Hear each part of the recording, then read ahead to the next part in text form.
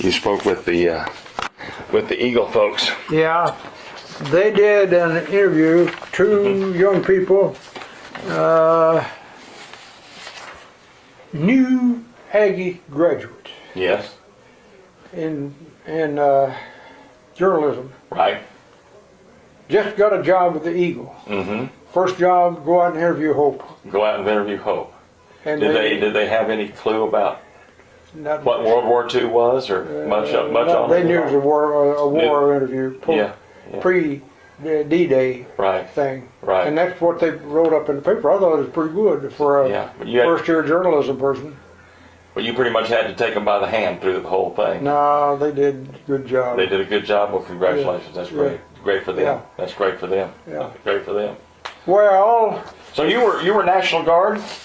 Is that right? National Initially, Guard, you were yes. National Guard, right? There's a long story there. We might as well start in the middle. Sure.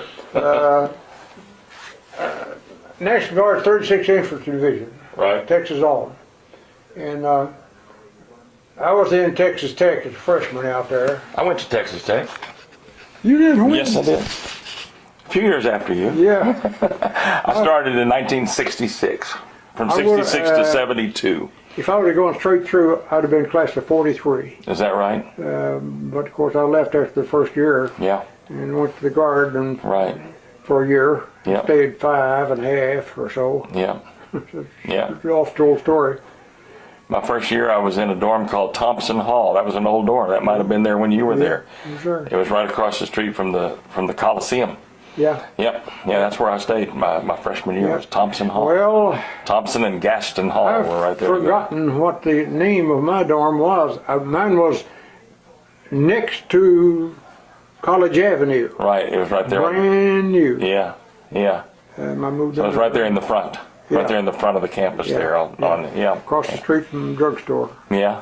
And, Right. Well, it's Broadway Drug. yeah. Is that what it was called then? Yeah. Was it Broadway? It was Broadway Drug. Yeah. I think it sells. I think it's a clothes store now or something Yeah. like that. I don't know what Yeah, it is. I haven't been out to Yeah. very often in recent years. Yeah, I get to go out there every once in a while. So anyway, go ahead. Well, what this afternoon we're sort of deciding how we're going to go on this thing, Mm-hmm. and as I understand it, you want some before the war, during the war, and some after the war. Is that right? Well, the thing is, I have 27 and a half minutes to do this show. Well- have you seen the show? Have you seen the Have not, TV but show? I know about it. Okay. They've told me about it. Okay, it's on KAMU, and you'll be my 28th. Who's been Guest. before me? Who before me? Well, some of the But World you've War. been one or two here and there. Some of the world. I've done all. I've done World War II. I've done Vietnam. I've done some Desert Storm. I just finished doing my first soldier from Iraq, a young man named Tyson Vocal, and but mostly World War II that I've done. Who have I done? My first show was with Dr. Jim Cooper. Couple. Dr. Jim Cooper. Yeah. He was a physician in World War II and in Korea. Did Al Hansen? Do you know Al? Al Hansen. These are a lot of these guys are BFW guys. Sonny Franzi. There's no Franzi family. Yes. And Spec Gammon was wounded at the no, Battle of the Spec. Bulge. You know Spec? Yeah. Didn't know that. Right. He was wounded at the Battle of the Bulge.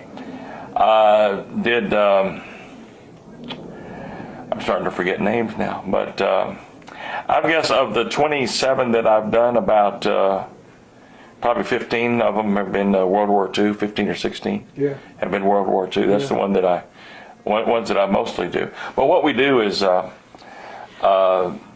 we'll be over at KMU on Wednesday at about 1:15, and we start the show at 1:30, and they'll put you in a chair and I'll be in a chair. We'll just be talking to each other in a couple of chairs, just you and I. And that's all we do.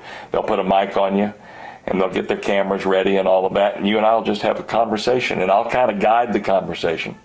Okay. So that I'm for wondering, the timing was. So Yeah. unfortunately, we can't get to a whole lot of background because that 27 and a half minutes goes pretty fast. Yeah. Well, But obviously, your story is your involvement with D-Day. I mean, Yeah. that's the main part of your story. Although I know that your service involved a whole a lot of other things too. But just sort of take me, if you will, Well, when you grew up in West Texas. right,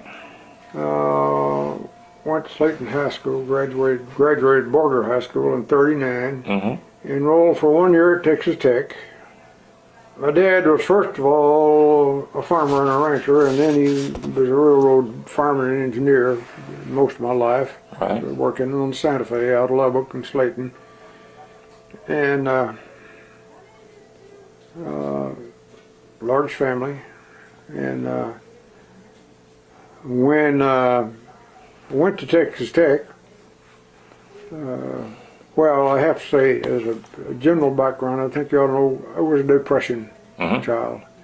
Dad's out of work, and we did cheap farm labor for 2, 3, 4 years before he got back to work again. I worked in the fields, right alongside him. right, Times were tough. sure, And so I went to Tech. Didn't know whether I was going to find the money or go or not. I'll never forget, I applied to A&M, got their catalog, and the catalog says the cost will be about $815 for a year, room, board, and books and tuition. And I didn't have anywhere near that much money. sure, So I got a small-time job the first semester. It fell through, and I went in debt for my dormitory room for the first semester. But then they provided me with a job on campus at, I don't know what, 50 cents an hour, I think, so I could pay back that loan that I owed the university. So I finished the first year and didn't have any money, and worked a little bit that summer in a dance band out in Ruidoso, New Mexico. Came back in the fall, and my dad gave me $50 to start school. That's the only money he could give me. And so I knew that wasn't going to make it. About that time, they passed the draft law, right, September of '40. And so a lot of people at Tech jumped up and joined the National Guard to get their year over with. right, And I was one of them. right, So I joined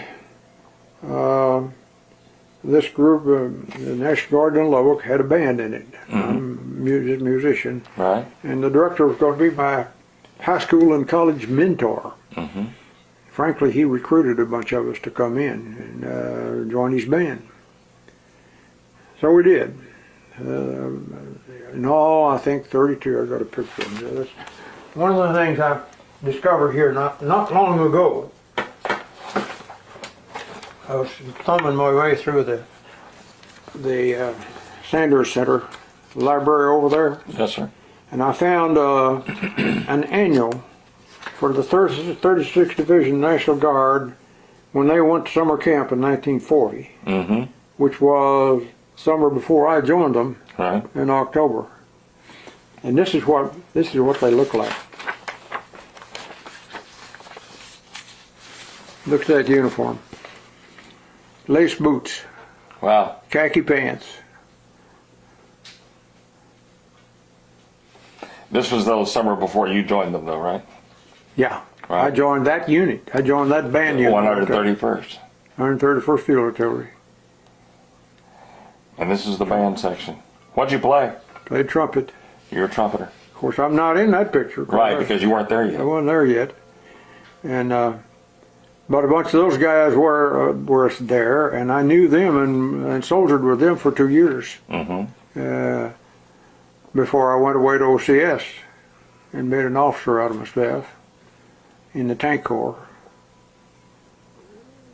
And by the way, that's the summer uniform.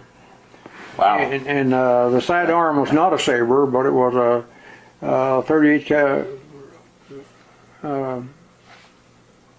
pistol mounted on the left side, cross draw, I'll be if darned. you will. And that's what we carried for a sidearm. But that's the same uniform you wore That's the kind of uniform I wore for a year, and played the trumpet. a little more. gave me a World War I overcoat, Uh-huh. tied at the neck, went to your ankles. Yeah. It was heavy wool. And then that winter out, first winter we spent out at Lubbock was cold. Yeah.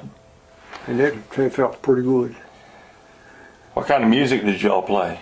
Band marching Mostly music? band marches, but some pop stuff. Sousa? John Philip Sousa type John stuff? Philip Sousa and all that. Yeah. This guy right here was a local stage band organizer, director, Right. Ned Bradley. He's older than the rest of us. And some of his stage band are in there also. Because they went to summer camp all together, and most of them are a little bit older, 28, 30, 33. Yeah. And they were real ripe to be drafted. So they were all glad to stay in the band with him and go to get their year over with. Exactly. And so those guys I know real well. This one was sent out to another unit, and besides the band, I don't know if it's why, but he ended up going as reinforcement for MacArthur. He was on the high seas when D-Day came the next year, and was in prison for 3.5 years. He was a high school schoolmate of mine too. This guy was, and several others were high school schoolmates of mine, and I knew them real well. A lot of them are graduating seniors at Texas Tech. Yes. They want to get their year over with. So October of 1940, you joined the National Guard to join the band. And we moved to Brownwood, stayed there a year. Moved to Walters, stayed there a year, still in the band. At that time, everybody was going to the Air Force, getting wings, or going to OCS and getting their gold bars. Right. And I went to the Armored at Fort Knox, Kentucky. From there, they shipped me out to the 4th Armored Division. Right. The elite. So you're in the Army now, right? Yeah. You're an Army guy now. Army is all the way. Army all the way, okay. Not National Guard then. Right, that's what I'm saying. They're National Guard. When you went to Kentucky, you were Army. Yeah. Right. When I went to Brownwood, Texas, I was Army. I see. Okay. We filled up, our vacancies were filled up with draftees after we moved to Brownwood. Right. It was Camp Bowie. Are you a Texan? Yes, sir. You know about Camp Bowie then? Yes, sir. And Camp Walters and Right. all those other places. And so I finished my 90-day tour OCS and joined the 4th Armored Division on the desert. Patton had just left there and went to North Africa. So tell me exactly where you were? In the Where'd you desert in California. Desert in California, okay. In the Mojave Desert. So what year are we now? Are we in We're up to 43. 43? Okay. Yeah, 2 years. Okay. Went in at 41. Right. This is 40. Right. Went in at 40, 41, Right. almost. 2 years as an enlisted man, and then So Patton had left North Africa and he was left for North Africa. Yes. And another armored division, ours, moved in and took over his place and started practicing. I see. And we figured we were going to a North African desert. That's the reason they had us on the desert out there. Right. Made a short trip back. They moved us off the desert, moved us back to Brownwood, lo and behold, where I spent my first 2 years. And 4th Armored was there for 6 months before they went overseas. And but I got itchy feet and decided I'd go over separately. So I volunteered to go as an individual. With everybody else, and ended up going to England and joining a replacement pool there. Eventually, I joined the unit that was with the 1st Infantry Division, and was scheduled to do the invasion. Tanks attached to them. Right. So we spent 6 months in England getting ready for that. And, Whereabouts in England? Near the southern coast? Or? In the southwest corner, near Bath and Bristol. Okay. Of course, we what our main duty was practicing running our tanks all over the countryside, seeing if we could keep them going. And we didn't have very much open country to practice in there like we had on the California desert. So this would have been like the first 6 months of 1944, is that right? Okay. Before the invasion. Before the invasion on June the 7th. We did one practice landing off the southern coast, and they moved us on to what they call ferries. It was a flat bottom boat like a Mississippi boat. And that's what we were supposed to get on and supposed to push us to the beach. And they had assault tanks. The sister battalion had assault tanks that were floating on the water individually. Right. They're supposed to do the assault. Right. These tanks that were floating, they had the flotation collars around them, right? Yes. Right. Call them DDs. Dual drive, meaning they had a propeller to drive them as well as tracks to drive them. Yes. Duals. Well, that battalion was the 741st, and of course every one of them sunk. Yeah, the flotation. Yeah. Those flotation collars didn't work very well. Well, it was designed for waves 5 to 7 feet. Right. And you know we had a storm. Right. Just before, which almost delayed the whole thing. Right, the weather, it was supposed to have been the day before, but the weather and Eisenhower delayed it a day. It improved, but the waves still were not 5 to 7, but 7 to 9 feet. Well, that 2 feet is what swamped all of those people before they got ashore. Wow. So that was our sister battalion, the 741st. We were the 745th. So we got in there on D-Day, late at night. Well, even the next day after D-Day. I've got the schedule there. Sort of interesting. I dug this out to make a speech for the Lions Club some time back. There's the schedule. Each minus 5 minutes. 16 of those floating tanks were supposed to come in and shoot up the pillboxes and machine guns so the infantry could come in. And but right after them came some of those tank dozers. I believe they came on LCTs. They didn't have the floating things because they had a dozer blade on the front of them. And then after that, the 2 infantry assault companies came. 1 minute. 5 minutes, HR, 1 minute. That's pretty close. Right. And then 3 minutes later, the engineer task force was supposed to land and start clearing the mines. Landmines, personnel mine, what have you. Then after that, headquarters of this group came in. And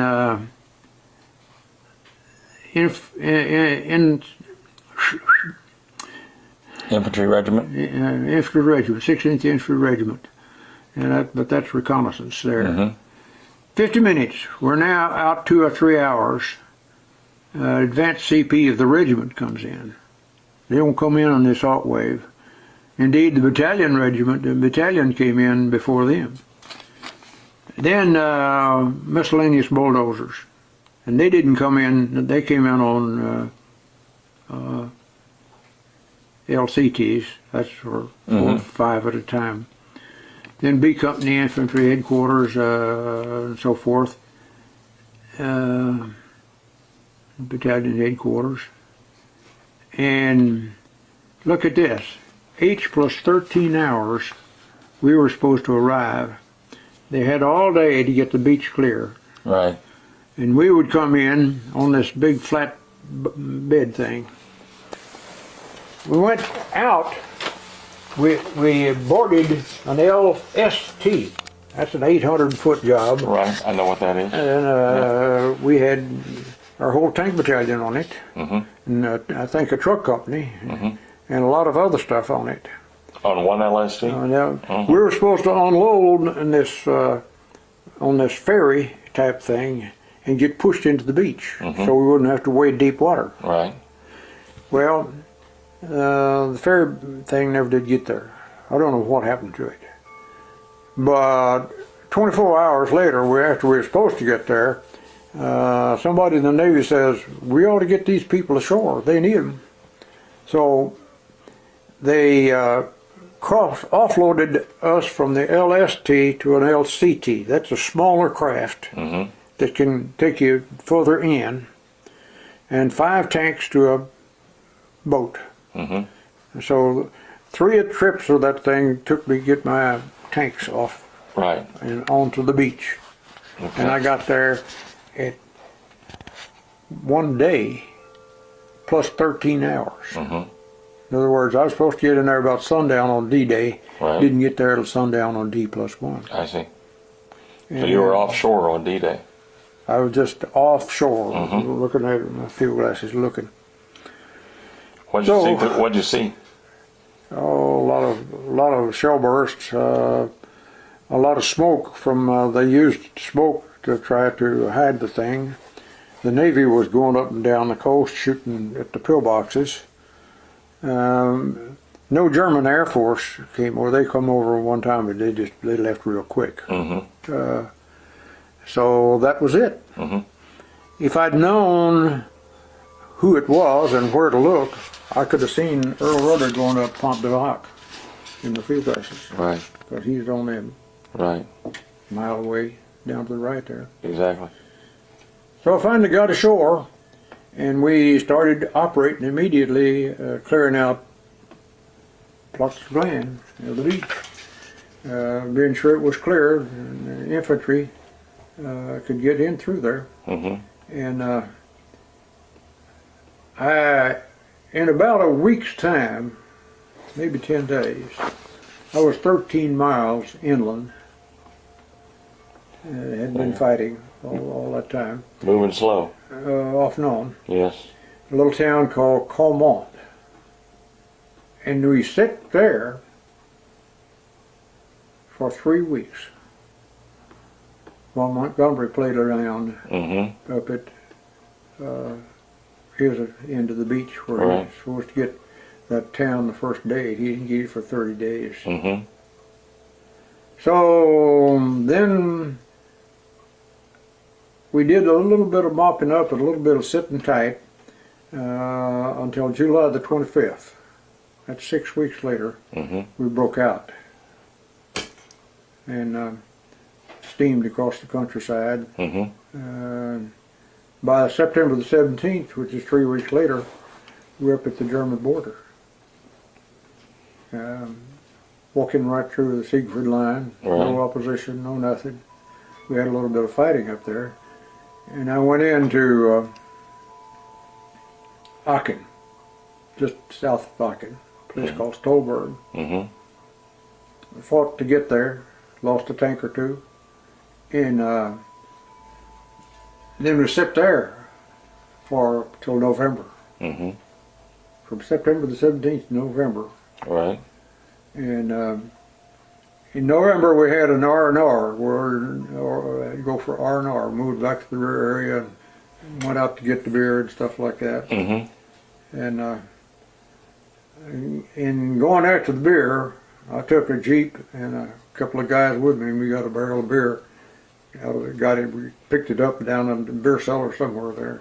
It was in the dark, I never did knew. One of the guys turned around and dropped the beer keg on my foot. Just crushed it completely. So I was out for 2 months, 3 months in, before I came back and joined the 1st Infantry and finished the war. We didn't have very much fighting to do. I ended up on the Czechoslovakian border, taking the town of Carlsbad. So from there, very shortly, even while Germany surrendered and we were going through our firing exercises out on the range, immediately getting ready to go to Japan. When they dropped the bomb. And we knew the war was over then. So you weren't near the Bulge? I missed the Bulge, missed the winter completely. Because of this thing. Went back, just barely got there in time to miss the cold. The lieutenant who was set up as a replacement for him with his outfit, and the rest of the platoon took shelter on Christmas Eve night in a bombed out stone house over there, and one lone 88 shell came in and killed him and wounded most of the other guys. So when he got back to his unit, there was only a few left that were there originally. Right. Makes you wonder Yeah. what happened to take him out. Right. Oh, Gave absolutely. him back his rest of his life, whereas the guy who took his place lost his. Absolutely. That happened time and again. And Yeah. I'm sure it causes every guy who's in service to think, why him and not Well, the me? unit, they lost the unit that was within the 4th Army Division. Where I trained with so long, it was the elite division, and they were just cut to pieces several times. So if I'd Yeah. stayed with the 4th Armored, I would have had a rough time too. But What was your specific job? What were you? well, a tank commander, You were a tank commander. lieutenant. I got 5 tanks, Second lieutenant? 25 men, Mm-hmm. 5 to a tank. Right. And of course, if you read the stories about armored spearheads going well across after everybody, and until they hit somebody, and then they stop and fight. Right. Well, that's what we were trained to do. But when I joined this 1st Infantry Division, they liked to have us stay with them. They didn't like to be left alone. Right. So we ended up changing our tactics to where we became moving pillboxes Right. that supported right with the infantry all the way through. I see. They liked us, They were, we they, liked were, them. they were glad to have you and vice versa. We were glad to have them because they kept the snipers and the Panzerfaust people from getting our tanks. Right. So that's Right. So you would they'd be walking yeah, and you'd be right behind them, well, right with them. right with them, just right Yeah, when they run alongside. a strong point, they got an anti-tank gun or a pillbox out there. They'd come up and point it out to us. That's one of the things we did after the war.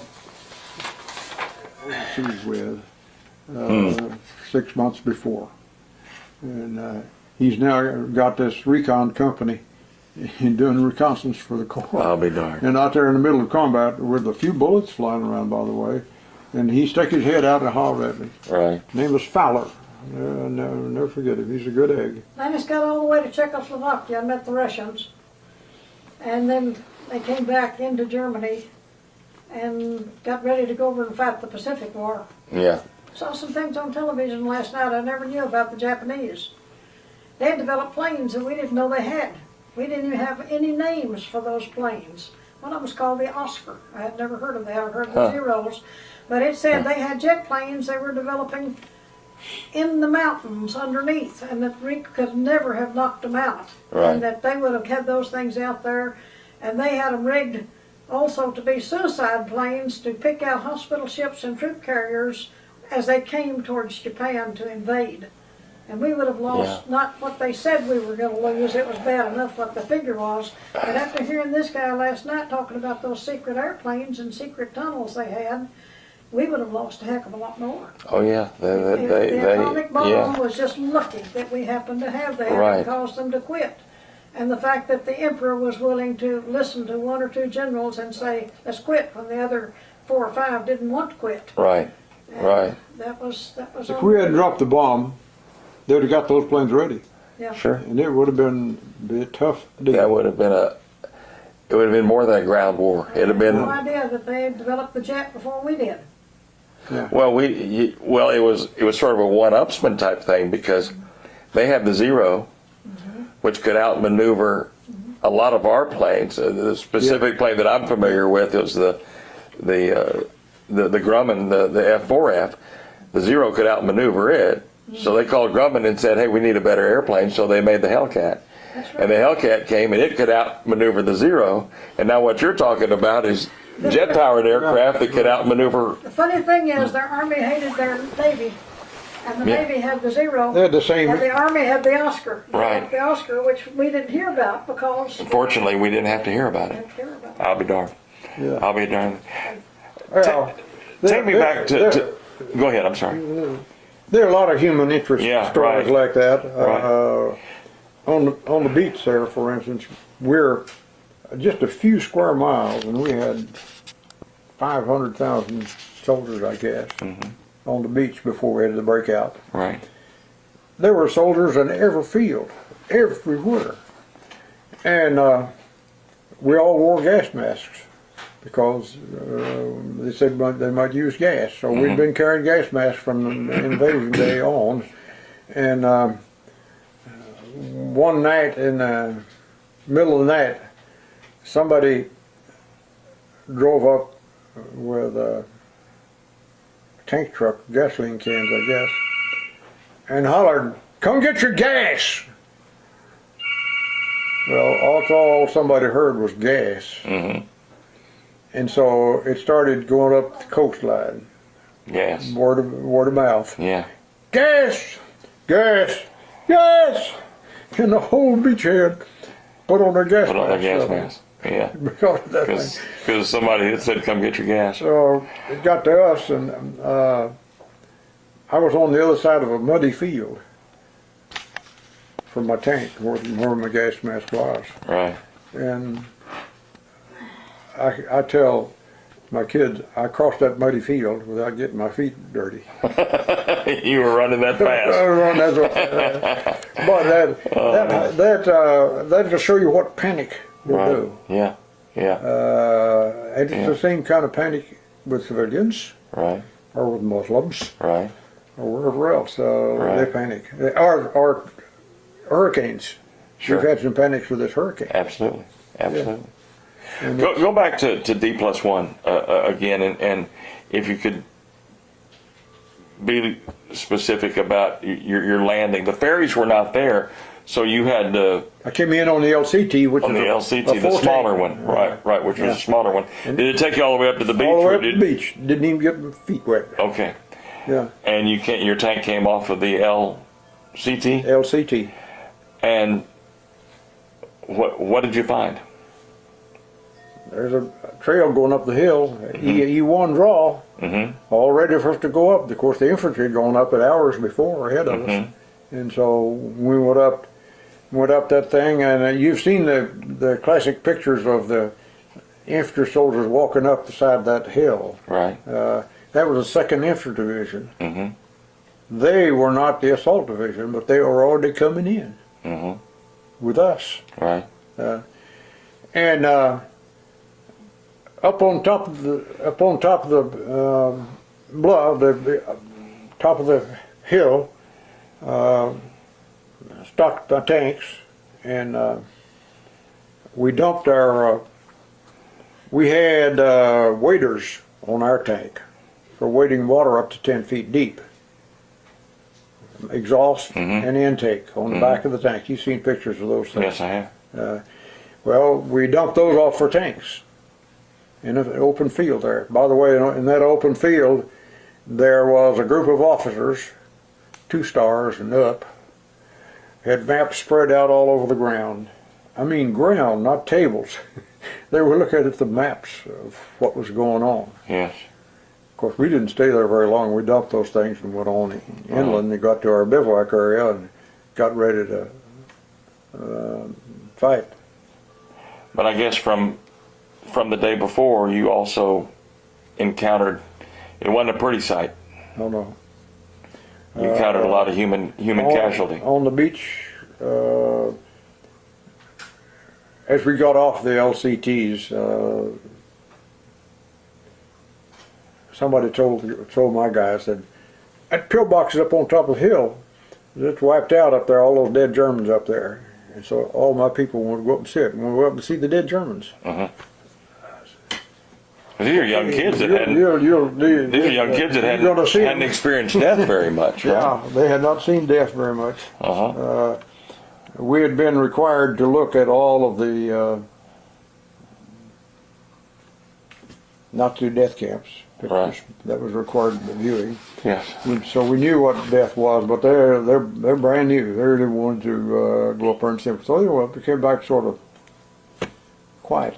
I said, "Yeah, go get your fill of it," right? And but on the beach, beside this path that went up like that, on sundown of the 2nd day, there were 250 bodies in a line in a row of ours. of American soldiers. And of course, we lost 2,800 people killed on Right. that beach. Not our division. No, That's but all the divisions and right. the British. We lost 3,000 men on the beach. at not just Omaha, but all the beaches, or was that just All the beaches. All the beaches. Yeah, they said all the beaches. Yeah, at Normandy. I think that's right. I could be wrong. I think that's right. Might be I believe that sounds right. I can look that up. You can look that up anyway, very easily now. So that was a very sobering thing. You knew Very that sobering knew that you were in a serious. and of course we're running across dead Germans all over the place. Sure. Oh yeah. Yeah. Right. Resistance that you personally encountered in your job. I mean, did you fight a lot of battles? What now? Did you fight a lot of battles? You personally with your tank, or did you? Yeah. Not as much as some of the armored people did, Right. and the armored spearheads, Mhm. but we had a lot of light action supporting the infantry. Right. I lost a tank on the beachhead, but it was artillery. Mhm. We got in and settled down there about 7 or 8 miles in, and the infantry's dug in. We're sitting there. The thing we had decided with them was that if you start your tank engines at the middle of the night, what you're going to do is draw artillery fire on the infantry. Right. So that's the reason for saying, don't move out of position in the middle of the night. Mhm. Of course, basic doctrine of tanks, you can't fight at night. Right. You can't see. Yes. Sights are closed. Right. That's what the new tanks have got, of course, The night vision stuff. light vision Yeah. on, so they can fight at night now. Right. But then you couldn't. And Right. so we're sitting there, and here's a counterattack coming in. Lots of artillery fire, some machine gun fire, but not enough for them to break through. Mhm. So I got a mortar shell on top of my tank. It hit right in front of where I would, if I'd had my head up, I'd had my head blown off. But I was bending down trying to work the radio. Mhm. Tell my commanding officer, hey, this place is going to go up in smoke. Get me out of here. Mhm. Of course, that's when we made our decision. Right. And the higher command made the decision, we will not move the tanks out in the middle of the night. Right. And it was made right that instant. Exactly. And we didn't mind because the infantry saved our guts. They saved our neck there. Right. But I got up the next morning, and this is an M4 tank, and I'd taken 2 artillery shells, or mortar shells, one or the other, one right in front of the tank commander on top, and the other one right in front of the assistant gunner.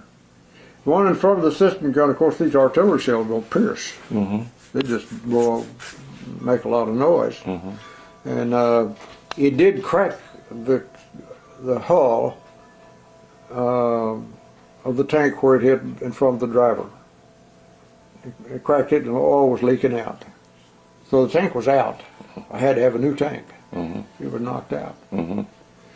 And I got this new tank, and of course it was a Jonah. I'd spent weeks tuning that other one up. I knew everything about it, had adjusted all the sights and everything like that, and then you give me a new tank right Yeah. off the shelf, and that, it was not pleasant. But we went on through. We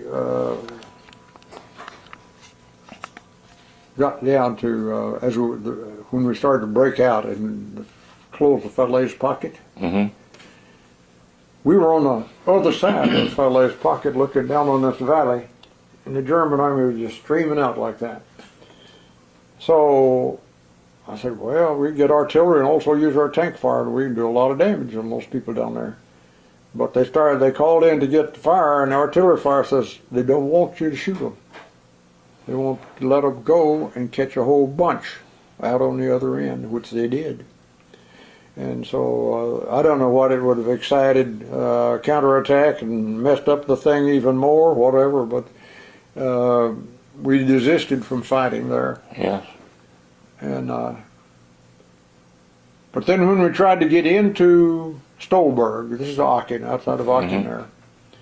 You're getting ready to jump off a big cliff or something, you tense up for it. But if you don't know you're going to fall, you'll fall and break a leg. Uh-huh. He said the same thing happened. You guys were asleep and didn't know the thing would come in and blow you up, and said it probably messed your ears up. Uh-huh. I did a pretty big study of this hearing loss as a result of my interest and so forth. And I found out that it is true. You can stand a large noise if you're prepared for it. So I think some of these rock band people may be okay, but because they're ready for it. Mm-hmm. But there's a limit to that. they're also grinding it away because they Yeah. keep it too loud. Yeah. But I had so many unexpected severe explosions you wouldn't believe. The one on the tank, Right. that's one of them.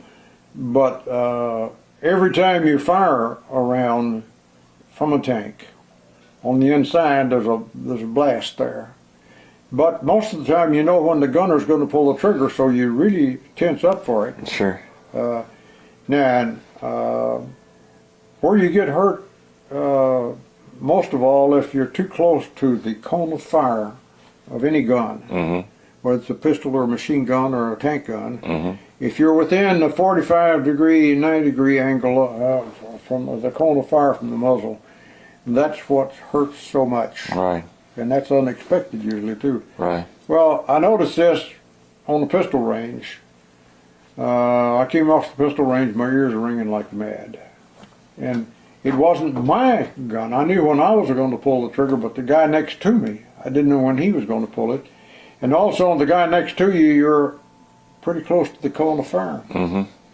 Of course, I got really duty wild when I was looking at teaching machine gun stuff. He said, you got to be sure that your gunner doesn't flinch.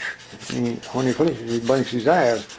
So I got to where I get almost out in front of the gun and look back to see if the guy flinched when he pulled the trigger. Of course, I was getting myself into the cone of fire real bad. Sure you were. Yeah. So I had lots of reason to lose my hearing. Right. And but it's not as debilitating as I once thought. True, I can't function fully as a musician. I can still sing in the choir. I can still play my horn a little bit. Yeah. But I really haven't got the fine touch to be able to perform professionally. VA gave him the Cadillac of the hearing aids, though. He's Yeah. got one with his little control in his thing. That's Yeah, got a I got a computer in remote it. control. They tuned it to his ears. Right. So you can, if there's stuff you don't want to hear, you can turn it off. Yeah, I turn it off. I adjust the volume up and down. I've got a button for the telephone so I can cut out one ear and listen with the other on the He telephone. can sit at a busy restaurant with all the noise going around him. And of course, I've got ordinary hearing aids and I can't turn anything down, but he can hit his. And all he hears is the people right around the table. Wow. That's nice. That's Hey, the he hasn't Cadillac of got, he hasn't hearing. got a button to shut me off, though. Yeah. No remote control for you, huh? No remote control. Red Skelton did this one time with his wife going like that, and he happened to stumble and fall and step on the remote of the TV, and when he picked it up and pushed the button, suddenly he couldn't hear her, and her mouth was... The look on his face was beautiful. He finally had... No, one other thing that's happened was Lannes was in England at near Bath and in a town called Frome. He was 20 miles away from where the Hopes came from in 1790 to come to the United States. We didn't know that until we got into hunting genealogy later. We know where they lived, right north of Stonehenge in a village called Kennet on the Avon River there, and they came on over on the ship. We know the captain's name. They left from Bristol, came to Philadelphia, took land out west of Philadelphia in Chester County, and the first village they had, they named it West Kennet. And the Hopes lived there for 3 or 4 generations, and finally they had enough children that they went down to get new land and went down into the I southwest thought you were corner going of to tell Virginia. about the practical jokes we played on each other in England. We raided each other's camps, and one trick was to go to where the people 10 or so miles away, creep up on them and put a little block of TNT in their tent where they're sleeping and set it off. Losing your hearing. Well, that does create a commotion. Sure it does. So I got 1 or 2 of those. But He was just 20 miles away from there, and we I'll be didn't know darned. that. Of course, we've never gone back to England. He's never gone back to see the remains of D-Day. The cliff is beginning to fall in on where Rutgers much went up. Yeah, I It's, read about that. in bad shape. About Plymouth Hawk, that it might not be there for Lots of interesting people have gone and done a lot of good research there, and a lot of good books have been written about it. And we got started one time and went out to Barnes and Noble and started bringing books to our table to look for something, and we just had stacks and stacks of different views of the same problem we were looking up that time. So when you finished, when you came home, you were preparing to go to Japan, but they dropped the bomb, so you didn't have to. So when did you retire? When did you? I came out of the military. Come out of the military, rather. Just in time for our second wedding anniversary, Yeah, second November the anniversary. 5th of 1945. We married in 43. And then he went into Army Reserve and stayed there, and that was our family lack of vacations for years while he went off for his 2 weeks duty, and finally got up to Command General Staff College at Fort Leavenworth and went up there and would do his 2 weeks up there, and he did it several times, a couple of times during the summer up there. Taught Command General Staff's course in our living room to officers who did it by correspondence, and also the Industrial College course. He did that in our living room and down at the Armory. They recently had the young black man, he's a little bit younger than we are, talk on the Buffalo soldiers out I at was the there. station. Were you there? Yeah, I was there. Yeah. Well, he's an old buddy of mine. Oh, yeah. He introduced you there. I was sitting on the other side of the room. He took Lannes' course. Lannes said, was he one that came to the house? I said, no, he was in the one that you taught down at the out at the Armory down there. And but this went on for years. So he did 30 years in the Army Reserve. And, Now, where were you all living then? Were you? Waco for the first 10 years of it. Well, no, we were in Austin for 3 years, and then Waco for 10 years, and then the rest of the time here, and all of that time. And while he was in Lubbock, when Korea happened, because he was already going with a reserve unit up there, that's one reason he didn't get picked up and dumped back into Korea like so many did. I see. The casual officers, they took to Korea. Those that were in units, they didn't take them, supposedly because they wanted to keep the units intact. Well, they did take some units. And they took some units, but I was a casual officer, and on nobody's. I was in this teaching mode, and so they left me there the whole time. Yeah, but give me promotions all the way through. So you finished it as what rank? Colonel. As a colonel. Yeah. So you're a I colonel. fussed at him for years, saying you need to get all the retired colonels, there's a bunch of them together, and keep up with the Army. What's going on? I dropped the glass on that, never replaced it, and was waiting to get, that shouldn't be in there, that needs to be in the other. But there's First Division patch. Right. Then this is the National Guard Division I started with. I can get these pinned back Texas. on, and he can bring that out with him if you want it. Well, actually, what I could do, what I'd like to do is take a picture of it. I don't have my camera here, but if You you, show her. I'd like to see what other photographs that you might have. Okay. And things. And if I can, what I do is I'd like to take them with me and then give them back to you on Wednesday, because I'll get them photographed to where they'll just pop up on the screen. Yeah. This is the one that, That's the later one there. yeah, what is the one that Barton had. It's there. I thought it was there a while ago. Oh, I think I put it somewhere else. I'll go get it. I know what you got. There we are. That's the one he had. Right. That's the one that's. Let's see what you got there. Yeah, that's a good picture. You look like a movie star. Yeah, how about Barton that? held that up and says, gee, he was a good-looking guy. I guess that's why you fell in love with him. I said, no, Barton. He played trumpet and I played piano. That's why we fell in love. I said, looks had nothing to do with it. But no, really, you look like Jimmy Stewart or something. I forget what movie star you look like there. Abel or someone. Let's see, I was in the 4th Armored Division then. Yes. See that 4 there? Right. I came back from the desert and had that picture taken. And that's when we got married.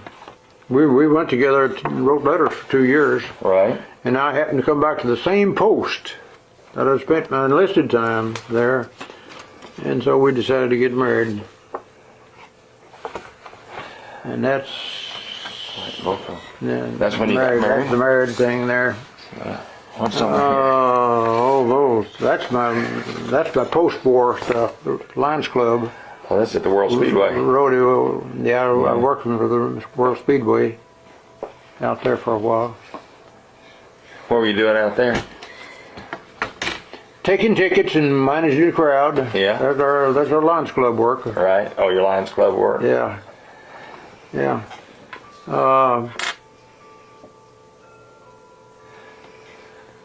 This is they gave me for a meritorious medal is this one, where? Over here. Over there. That's just a This good one came out of the blue sky. conduct. It's officer's good, this one right here. Right. And it came along after my 30 years when they dismissed me finally. That was it.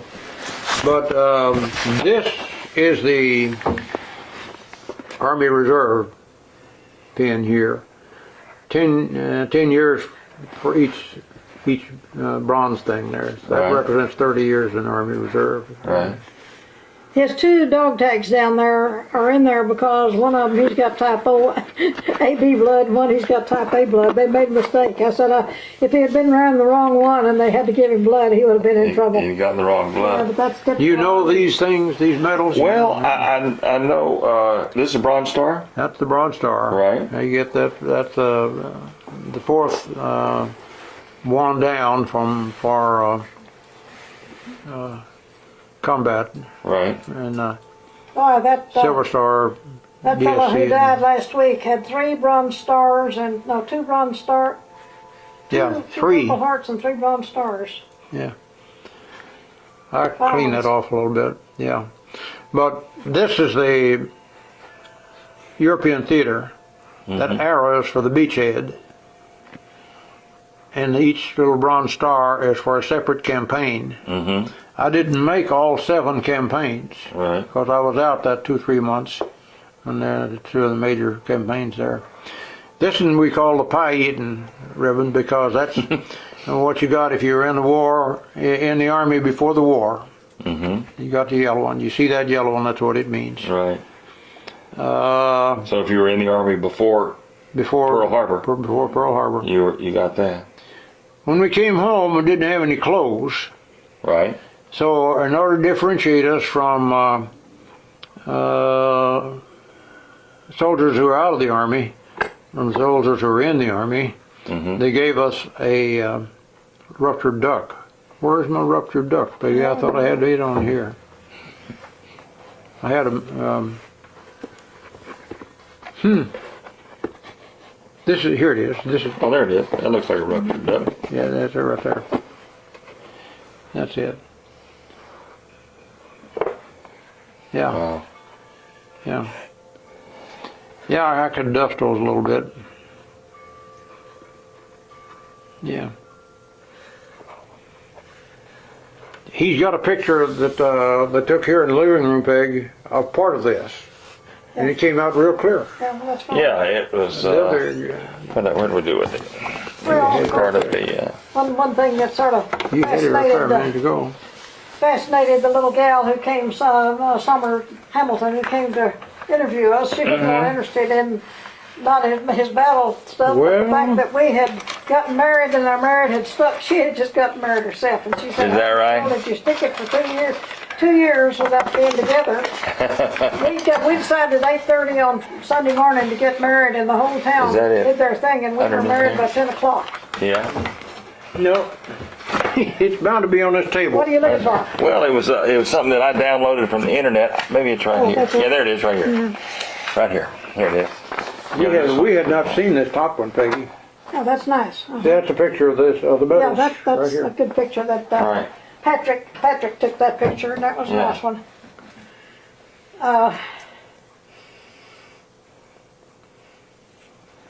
Yeah, that's No, what. I laughingly told the kids. I said, you know, we did an illegal thing. You're supposed to wait 5 days after you get a marriage license to get married, and we got married an hour later. And they passed him by on blood test because he was an officer and a gentleman, according to the doctor. And Right. and the pastor of one of the churches canceled his Sunday school class, and his wife said, "I'll teach it if you'll let me This tell is you my, what you're doing." And we got Post-war. married we've been going together off and on for 2 years. Right. And so we decided to get married because Patton came out in the desert and said, all you guys who've got wives to come home to have a lot better chance at it than those who don't. Uh-huh. I don't know why Patton was trying to sell this business, but anyway, he heard that, so we talked it over and decided to get married. in Germany, after the war was over, Yes, sir. we printed this yearbook, I guess you'd call it, of the 745th Tank Battalion.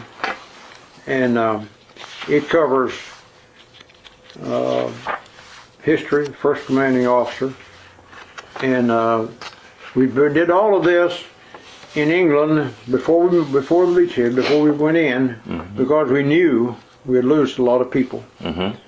So Every unit in England did that. these were taken after the war was over in Germany. But we had studio type pictures taken. Are you in one of those pictures? I would be, but I was ordered back to Paris. Oh, I see. Missed. This is my unit. I can show you right here. You got the big picture over in the middle somewhere of yours. Yeah. I have Service Company A. That's it. So you'd already been ordered back to Paris I when ordered they back took to the Paris pictures. to be in the courtroom or court martial. And so I didn't get my picture taken. You didn't tell him about your duty Oh, while that's your another foot was story. About out what? of the boot. The what? They sent him in to be in charge of a replacement depot where you had everything from guys who were just lost to black marketers to murderers to everything else. Yeah. Well, that was a challenge. Uh-huh. This is the platoon I had. Right. That's my platoon sergeant took my place that day for the picture. I see. Well, you're in one of the pictures over in the middle of the book. Oh yeah, I've got them. I want to show them those. Big one, some back there big ones. somewhere. There's the dead. Uh-huh. Well, Peggy, where is it? Hand it to me and you talk and I'll find the All picture. right, find it for me.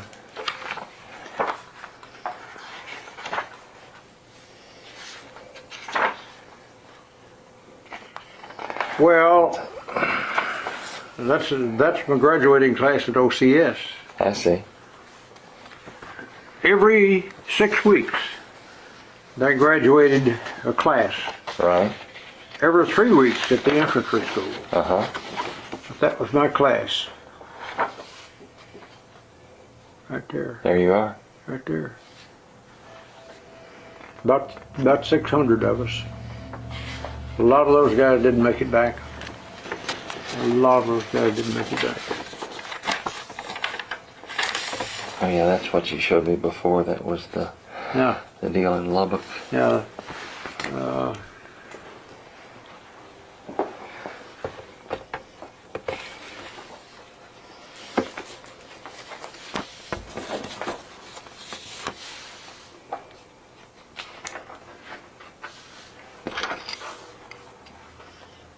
the picture we've got is the one they took or while y'all were all lined up in formal Yeah. dress, and I don't know where it is. Well, there's a copy of there should be a copy of it in there Okay. somewhere. What company were you in? What company were you in? Hey, That's what I thought. There's A. They don't have that formal picture. It's somewhere else. okay. I've got it in the house somewhere. Yeah. What's that one? These are just some Let's see, that they are. headshots of Oh, that's one. That's about pre-war stuff there. yeah. Texas Tech Band. That's Texas Tech Band right there. Yeah, Texas Tech Band uniform. Oh my goodness, look at that. Yeah, I'll put it on here. I have to put And that this one is on there. Texas Tech Band. Uh-huh. Yeah. Did you go hear the Marine Band? No, I didn't. I was. They were here this past weekend, weren't they? Yeah. Yeah. No, I was in Kansas for the football game. They introduced the local guy who's been in the Marine Band the longest of any of them, Right. Irving Peterson. He played saxophone in the high school band at Bryan High School and went to University of Texas. This And, is the high school picture there. Right. They made a big deal over introducing him, and everybody was very pleased to have a local guy in the band. Is one of these guys you with the trumpet? Yeah. That's you there? Yeah. See if I see. Yeah. And that was at what, Slayton High School? That's Slayton High School there. Uh-huh. I believe. Yeah, it's in. You say Slayton there. I had them taken to Yeah. Parker too. Yeah, it says Slayton. Yeah. Yeah. I like it. Music, band music's a big deal with me, of course, all the way Well, through.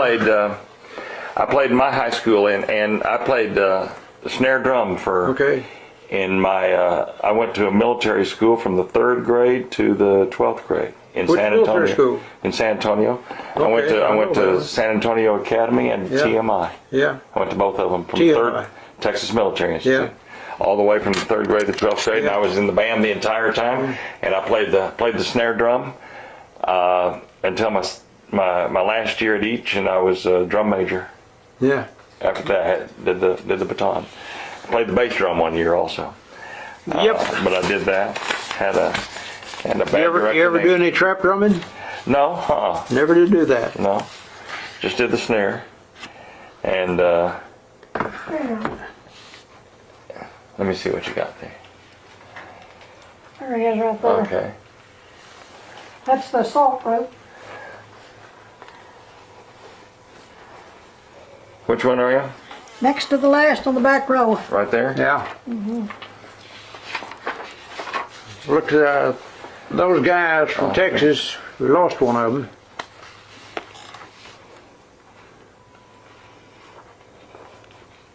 These two right here, how about that? They're standing next to each other. Uh-huh. Children action.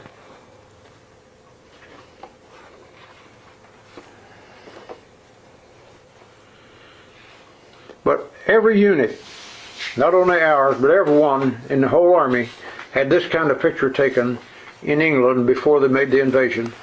Right. So there'd be a record of it.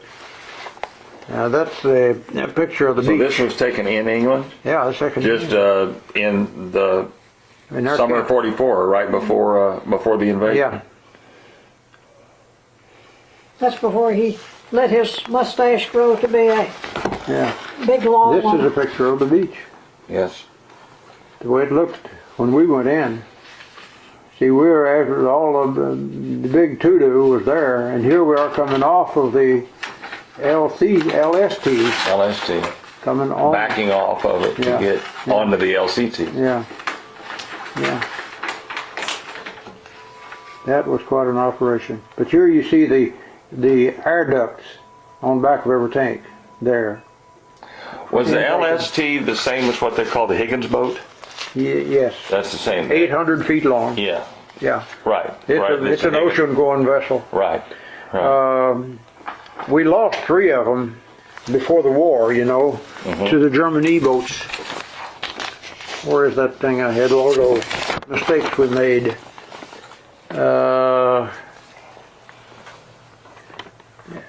Down where we're doing the practice landings in the southern coast. 3 German torpedo boats snuck in there and got them. Yeah. We lost 800, almost 800 people. Well, It's I quite don't a know story. what you want to do. I see it every once Didn't in a know while. him personally. He was just a child almost. when, Right. He was the youngest. those years, He's the youngest, I guess. Yeah. And I had the honor of meeting Mrs. Rudder on a couple of occasions. See, our kids lived on the Baylor campus and grew up, and he was living on the A&M campus growing up. Right. But of course, his older brothers and sisters were already out and gone. Right.